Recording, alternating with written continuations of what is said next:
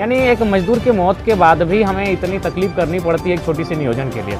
जबकि इसी कंपनी में सूचना मिली है स्थानीय विधायक के लगभग 1 दर्जन आदमी बस पैरवी के दम पर नौकरी कर रहे हैं। और सबसे हंसी की बात और माने दुर्भाग्य का बात है कि किसी डीसी अथवा एसपी की पत्नी भी यहाँ लगभग 95,000 की सैलरी में कार्यरत है। देखिए, वो अगर अपनी योग्यता के आधार पर कार्यरत है, हमें कोई आपत्ति नहीं है, लेकिन मेरा मानना है और फाइनली वेदांता के इतिहास में शायद ये पहला अवसर है।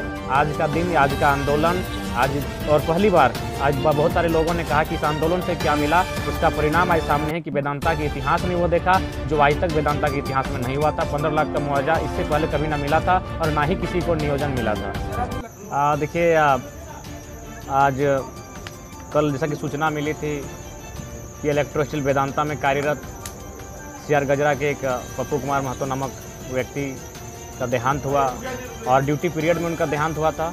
उसी को लेकर हम लोग दो मांगों को लेकर धरने पर बैठे थे और स्थानीय थाना सियाजोरी थाना के आह्वान पर उनके मध्यस्थता से वरीय पदाधिकारी, जिनमें रात को SDM महोदय चास, SDPO महोदय चास और कंपनी के HR की उपस्थिति में वार्ता हुई। और वार्ता में हम लोगों की मांग थी कि मृतक के परिवार को, आश्रित को एक नियोजन मिले, वेदांता में मिले और 15 लाख का मुआवजा मिले। इन दोनों पर चर्चा हुई और रात को लगभग 3 घंटे, 3.5 घंटे वार्ता होने के बाद कंपनी के माध्यम से जो नियोजन की बात थी उस पर उन्होंने मुकरने का काम किया। उसको लेकर हम लोग फिर से आंदोलन की चेतावनी दी।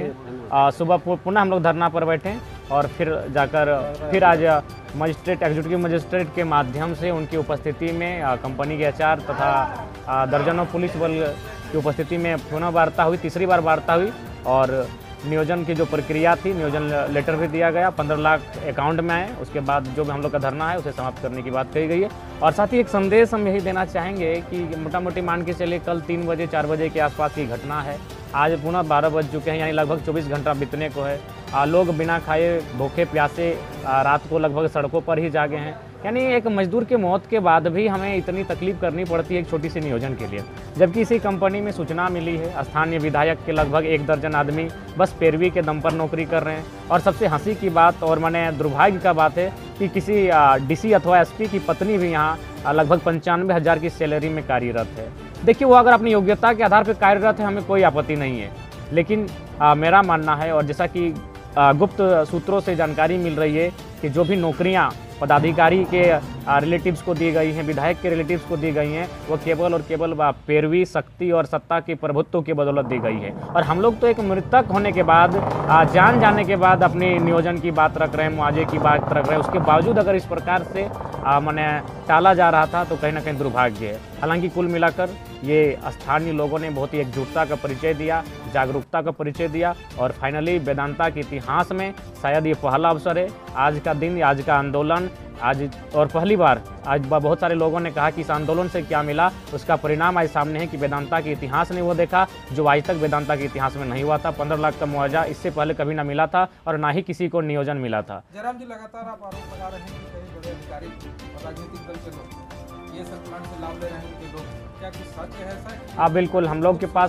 के पास साक्ष्य है और उस पर हम लोग काम कर रहे हैं सारे डॉक्यूमेंट्री के साथ और मीडिया बंधुओं के सामने इस बात को हम लोग रखेंगे। हम लोग बार बार कह रहे हैं कि हम लोग किसी के नियोजन के विरोधी नहीं। अगर वे अपनी योग्यता अर्हता को पूरी करते हुए अगर नियोजन में आते हैं तो हमें आपत्ति नहीं है। लेकिन आज सियाजोरी क्षेत्र में जो प्रभावित गांव हैं, जो विस्थापित गांव हैं, उसके नौजवान आज धरने पर बैठ रहे हैं, लगातार आंदोलन कर रहे हैं। कुछ दिन पहले चंदन क्यारी में भी अधिकारियों और कंपनी के मैनेजमेंट के बीच वार्ता हुई, इसमें ग्रामीणों की उपस्थिति रही।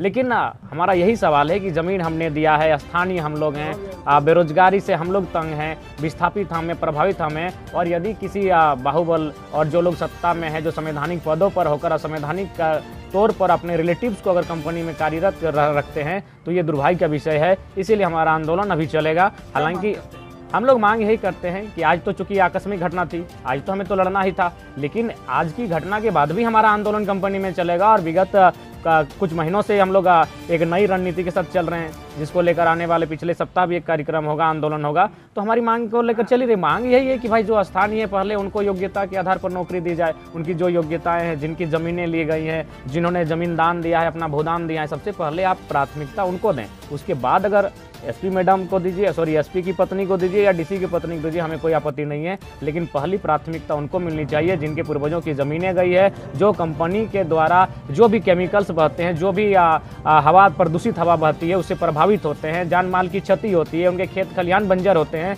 तो लाभ अगर किसी को मिलना चाहिए तो स्थानीय लोगों को मिलना चाहिए जिनके ज़मीन पर वो आज कंपनी टिकी हुई है। कहाँ के ये एसपी हैं, कहाँ के डीसी? देखिए इस पर देखिए हम लोग को सूचना मिली है, इस पर हम लोग कार्य कर रहे हैं। उसके बाद ही हम लोग जो भी गोपनीय सूचना मिली है उसको मीडिया के माध्यम से हम लोग सार्वजनिक करेंगे। लेकिन ये सच्चाई है, इस बात को नकारा नहीं जा सकता है, मुकरा नहीं जा सकता है। और उसी का परिणाम है, उन्हीं तथ्यों और तर्कों का परिणाम है कि आज मैंने 24 घंटा के भीतर वेदांता जैसी शक्तिशाली कंपनी बैकफुट पर आकर जो हमारी मांगे हैं उनको पूरा किया गया। आप अगर कल रात को रहते तो बड़ा हंसी आता कि किस प्रकार इसी देश में माननीय कलेक्टर, माननीय मंत्री, माननीय प्रधानमंत्री मजदूर दिवस की बधाई देते हैं और जोश खरोश के साथ मजदूर दिवस मनाते हैं, और पता चलता है कि मजदूर केवल दिवस तक सीमित है, हकीकत में रोज उसकी मौत हो रही है। आज तक कभी सुने हैं कि किसी सीएमडी का डेथ हुआ है, किसी माने मैनेजमेंट का डेथ हुआ है, किसी सुपरवाइजर, किसी एचआर का डेथ हुआ है? जब भी आप सुनिएगा तो मजदूर लेबर वर्कर का ही यहाँ डेथ होता है। उनके लिए ना सेफ्टी है, ना उनकी जान की कोई सिक्योरिटी है, मजदूर होता ही मरने के लिए। और सबसे दुर्भाग्य की बात, जब मुआवजे की बात हो रही थी तो 2.5 लाख से स्टार्ट हुआ मुआवजा, 2.5 से 3, 4, 6, 8, 9, 11, 12 और 15 लाख तक। यानी जैसे साग सब्जी का मोल लगाया जाता है, दाम बोली लगाया जाता है साग सब्जी का, जैसे मुर्गी चंगना का बोली लगाया जाता है, पटरू छगरी का बोली लगाया जाता है, उस प्रकार मजदूर की मौत का यहाँ बोली लग रहा था। तो ये दुर्भाग्य का विषय है। हालांकि जो आज वार्ता कुल मिलाकर तीसरी बार में सफल हुई, इसके लिए हम स्थानीय जो थाना है सियालजोरी इलेक्ट्रो-स्टील के थाना प्रभारी इनको धन्यवाद देते हैं इनकी मध्यस्थता से। और साथ ही एसडीपीओ महोदय चास सदर आए, उन्होंने भी कोऑपरेट किया। एसडीएम महोदय थे, उन्होंने भी कोऑपरेट किया। और राउत सर थे, कंपनी के साथ एचआर है, हालांकि उनके फ़ोन कॉल से लगा के सीईओ महोदय भी थे, उनका आभार करते हैं। कुल मिलाकर जो भी यहाँ बैठे थे उन्होंने कोऑपरेट किया। उनको भी लगा कि मैंने जो भी मृत व्यक्ति के साथ अन्याय हो रहा है उन्होंने कोऑपरेट किया। लेकिन फ़ोन कॉल से यही लग रहा था कि कोई लोग जो कंपनी के बड़े बड़े ओहदे पर बैठे हैं, जो इसी कमरे से बाहर नहीं आ पा रहे हैं, उनके दबाव में आज 24 घंटा गया। नहीं तो मुझे लगता है 1 घंटा में, आधे घंटा में इस तरह की जो घटनाएं अगर घटती है तो उसकी कार्रवाई हो जानी चाहिए, नियोजन मिलना चाहिए और मुआवजा मिलना चाहिए। हाँ बिल्कुल, हम लोग माननीय एसडीएम महोदय से भी बात की है कि आखिर मजदूरों की मौत क्यों होती है, इस पर जांच हो, एक आयोग का गठन हो। और चूंकि जाहिर सी बात अभी पोस्टमार्टम के बाद इस पर जिला प्रशासन इसको संज्ञान में लेगी। अभी चूंकि जो शव है वो पोस्टमार्टम के लिए जाएगा और उसके बाद जो कंपनी में आए दिन मजदूरों की सेफ्टी अनसिक्योरिटी के कारण जो मौत होती है उस पर जाँच की कमेटी बनेगी और जाँच किया जाएगा। और हमने यह भी एसडीएम महोदय के माध्यम से संज्ञान में देने का काम किया है कि जो तलगड़िया से लेकर ये जो रोड है ये PWA के रोड के, इसमें ग्रामीणों का अधिकार होता है, लेकिन यहाँ निजी कंपनियां अपने लाभ के लिए भारी भरकम वाहनों का प्रयोग होता है। दूसरी बात मैंने काफ़ी आवागमन बहुत ज़्यादा होने के कारण हमेशा यहाँ खतरा बना रहता है जान जाने का। तो इन सब चीज़ों से भी अवगत कराया गया है और निश्चय ही हम लोग चाहते हैं कि राज्य खुशहाल रहे, तो उसके लिए आपको नीति अच्छी बनानी होगी। बिना नीति के आप खुशहाल नहीं रह सकते हैं। और फिलहाल जो सबसे बड़ी समस्या रही है वो राज्य में हमारी विस्थापन की रही है और उस पर हम लोग लगातार आंदोलन कर रहे हैं। और 1 सप्ताह बाद पुनः कंपनी के जो हमारी 12 मांगे थी सियालजोरी के नौजवानों ने दिया था, उसको लेकर हम लोग फिर धरने पर बैठने का काम करेंगे।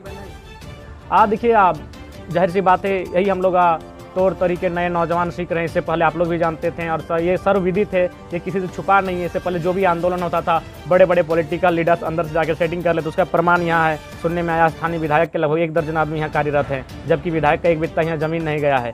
तो ठीक उसी प्रकार जो भी इससे पहले पॉलिटिकल लीडर रहे हैं उन्होंने हमेशा हमारे आवाज़ को, हमारी उम्मीदों को बेचने का कार्य किया है। लेकिन ये नया ज़माना है, ये नया दौर है। हम बार बार कहे हैं कि 21 साल का झारखंड है, 21 साल यानी जवानी की अवस्था। झारखंड जवान हो चुका है, झारखंड सियान हो चुका है। अब वो अपना अधिकार बिना किसी नेता के भरोसे स्वयं एक पढ़े लिखे नौजवान छात्रों के नेतृत्व में अपना अधिकार लड़के लेगा। आज उसी का परिणाम है, सामने है कि वेदांता के इतिहास में पहली बार नियोजन और 15 लाख का मुआवजा मिला। ये ग्रामीणों की जीत है, ये बिना किसी नेता के नेतृत्व की जीत है। और ये आगे सबका अगर सहयोग रहा तो मुझे निश्चय ही आने वाले दिनों में कभी किसी मजदूर के मौत पर मातम नहीं, बल्कि उसका अधिकार के लिए हम लोग कमर कसकर अधिकार लेने का काम करेंगे। तो आप क्या कहेंगे?